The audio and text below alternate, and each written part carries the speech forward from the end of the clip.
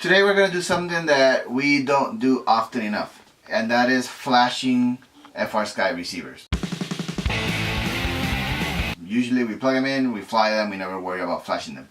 But something prompted me to try this, and I'll explain what it is. This is the new FrSky R-XSR receiver. You see how tiny it is compared to the XSR, which was the smallest of the telemetry receivers.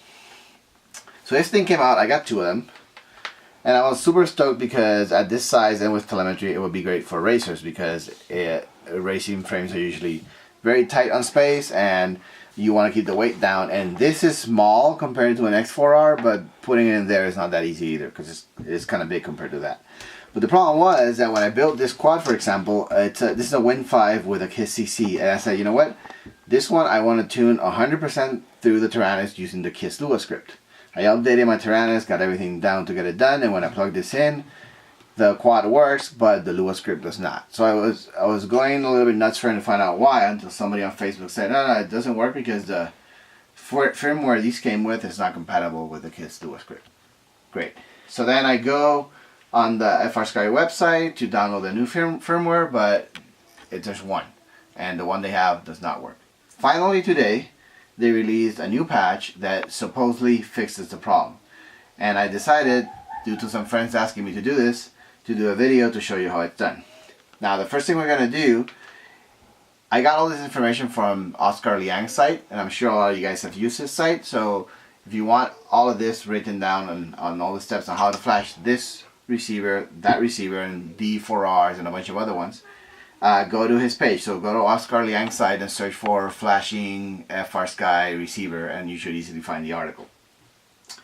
So the first thing is we're going to go to the FrSky website, and I'm going to show you how to find the firmware downloaded to your computer.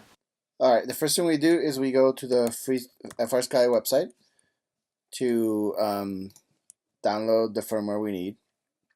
Okay, and we're going to go to receivers, and we find in this case, I mean, this will be the same for this guy, the XSR-M, XSR, and a bunch of others, really. But our sample here is going to be R-XSR, and we're going to go to firmware, and you see this is the original right here, and the new one that was released, today? Yeah, today. Supports export transfer PIT parameters, so basically Lua scripts. So we download that. And then once it downloads, we will go where our downloads are, whether it's a Mac or a PC. Excuse all the files I have here. This is my work computer. It's also my hobby computer. It is my all computer. So it's up here. And now what we're going to do is we are going to load that file into the Taranis. Now that we have the firmware package, we are going to load it into our Taranis. So there's different ways to do this. You could remove the SD card from the Taranis and plug it straight into the computer and basically access your files through there, or you can just plug the Taranis into the computer by holding the trim buttons, you know, in, and then flicking the switch on to turn it into, I guess, USB mode, what it's called. And we plug it into the computer, and then we get our file list here. And the first thing we're going to do is we are going to take our zip file, unzip it, and it's now here. And here we're going to use, which of these? Good question. Why are there two? Oh, yeah, because one is the LBT and the other one is FCC. So in the US, we would use this one. So simple. We are going to go back to our Taranis here, and we are going to find firmware, and this is the old one that I flashed originally. We're gonna get rid of that one so we don't get confused, and we're gonna drop the new one in there, and that's it. So now it's in the Taranis. It's ready to be flashed to the receiver. Okay, that done.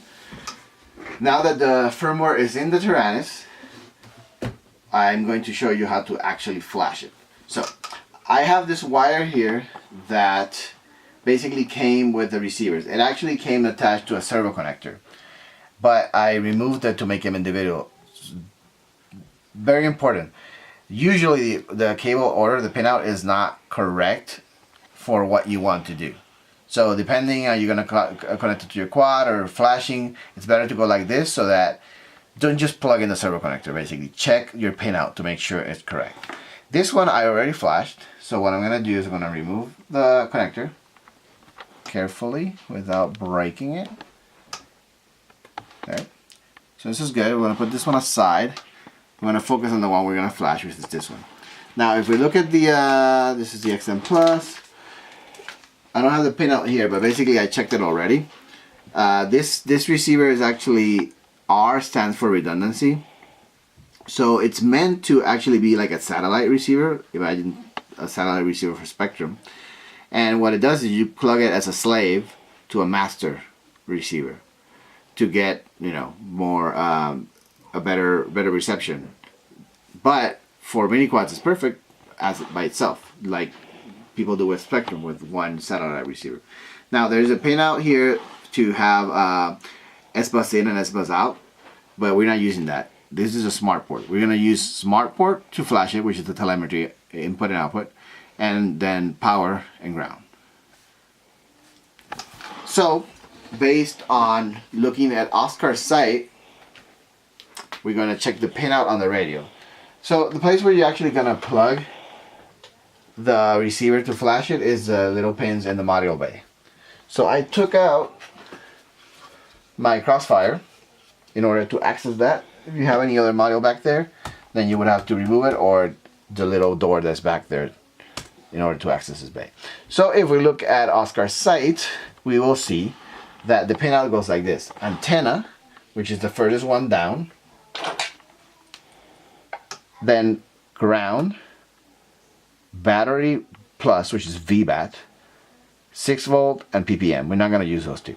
Now, very important, this is a 2S battery. It's the stock battery is a 2S battery. That pin is VBAT. It means if you have a 3S battery in there, you're going to be feeding out 3S out of there. So 11 point something volts, which means that you're going to fry your receiver. So before you connect this, I can't stress this enough, make sure you're running a 2S battery in there, because I am pretty sure this thing will not take 11 volts and be happy, or 12 volts and be happy. So you have to make sure that you have it at 2S. So if you're running 3S, remove that battery and stick a 2S in there before you go through this, because I'm not going to make myself responsible for you to fry in your receiver. So here we go. The first thing we're going to do, we're going to plug in the signal wire into our antenna port. Done. Antenna pin. And then we do the ground. Really doesn't matter the order, there's no power. But this is nice because it's the same order that we're looking at it. And then finally we have VBAT. There. All three of them connected. Make sure, double check. Antenna, S port, ground, VBAT. We're good. There's a receiver. Now, we are going to turn on the radio. Let's close this thing so we can actually see what we're doing. And engine off. We're going to hold down the menu button to go to the menu, and then we page 1 takes us to the SD card. Navigate down to the folder where you put the firmware file and go in there. Then down in here we have the firmware file. Now I have a Mac, and for some reason Macs, when they talk to the Tyrannids, they leave these copy phantom or ghost files for every single file in the SD card. Why it does it, I don't know. I really don't care. I learned to ignore them. The important thing, if you're on a PC, you might not have this problem, but if you're on a Mac, you will. Do not, I repeat, do not flash the phantom file, because you will break your receiver. I've never done it, but I've heard plenty of stories of people breaking more than one receiver, so don't do it. Be sure to select the correct file, which is this one, the FCC file for US. You're going to hold down the enter key, flash external device. We're not flashing an internal module, we're flashing the external device, because the internal module is inside the radio and the external device is the one where the pins go out from. And we're going to hold that down. Actually, I think one press is enough. It's just taking its time. And now it's writing. I don't want to move it too much. It'll take about 2 minutes, but if we look at the receiver over here, you will see that the lights are on and flashing. Basically, it's writing the firmware file. Now, I don't want to touch it too much because I don't want to get a bad connection and break the thing. When this slider with this progress bar goes all the way to the top, it simply goes back to the previous screen, and then you can just back and close the radio, and your thing is ready. That's pretty much it. Then we plug it into the copter and we test to make sure it's good. Now that we've flashed the receiver, we're going to test it. I had an XSR attached to this thing. Keep in mind the connector is the same, but the pinout is not exactly the same. So like with anything, always verify pinouts, because the connectors oftentimes are the same, but the pinout isn't. Between the XSR and the R-XSR, yeah, the ground, power, and telemetry wires are the same, but then because this one has a CPP, an SBUS in and out for slave and or for main receiver, the next wire is a little bit different. On the XSR I had it at the end, and then for this one it's one pin down. So just check your pinouts with the instructions, with the manual. So we're going to plug this in first. Okay. And then we're going to need the receiver, the VTX, because if we want to change settings on the VTX through the Lua script, we're going to need this as well. Okay. Alright, so now we have it all plugged in. Okay, we're going to turn on the radio. Welcome to OpenTX. Okay. And we are going to plug in a pack.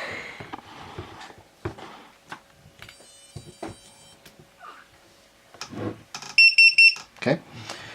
I had checked that this works already, so as you can see, it arms.